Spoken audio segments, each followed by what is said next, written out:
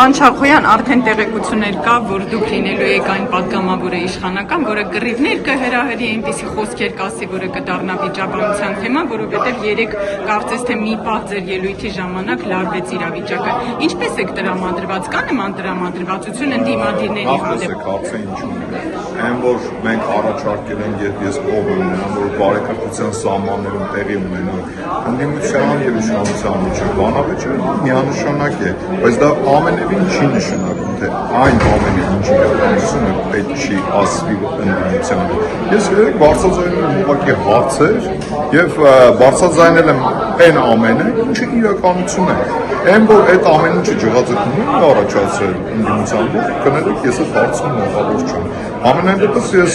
հակված եմ այն մտքին, որ մեր ընդդիմությունը ուզի թե չուզի իրականության հետ պետք է առերեսվի։ Որովհետեւ տեսեք, այդ ամեն ինչը սկսվեց նրանից հետո, երբ ես բարձրաձայնեցի, որ Կտրիշ Ներսիսյանը ուսակրոնության ուխտը խախտել է եւ ունի զավակներ։ Չգիտես ինչ-որ ջղաձգումներով եւ ագրեսիվ պահվածքով մեր ընդդիմությունը այդ ամեն ինչը ընկալեց, փորձեց ագրեսիվ ձևով արձագանքել այդ ամեն ինչին, բայց կներեք, նույնիսկ անձամբ Կտրիշ Ներսիսյանը մինչ օրս չի հերքել, որ այո, ինքը ունի զավակներ։ Դե կներեք, եթե անգամ անձամբ Կտրիշ Ներսիսյանը չի հերքում իր զավակներ ունենալու հաստը,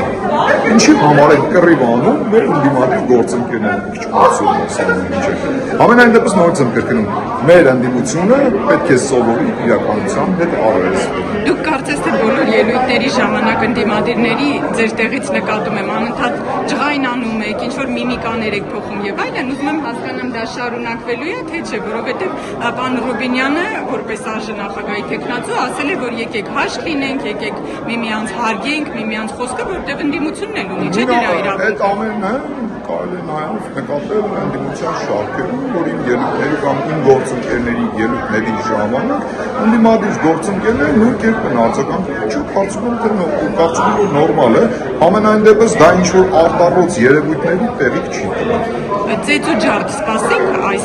իշխանությունը։ Որովհետև ասում եմ ագրեսիական Ես չեմ կարծում,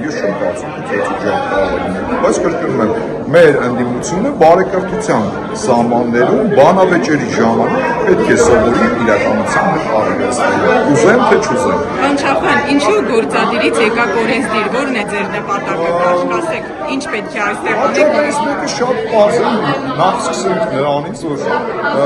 գիտեք ինչ կա, ոչ մի պաշտոն հարատև չէ, եւ ոչ միտեղ գրված չէ, որ ես ցմա պետք է լինեի վարչապետի աշխատակազմում եւ աշխատեի այնտեղ, իմ պաշտոնը ցմա չէ եւ օրերից մի օր պետք է հրաժեշտ տայի այդ պաշտոնից եւ երկրորդ ես ստացել եմ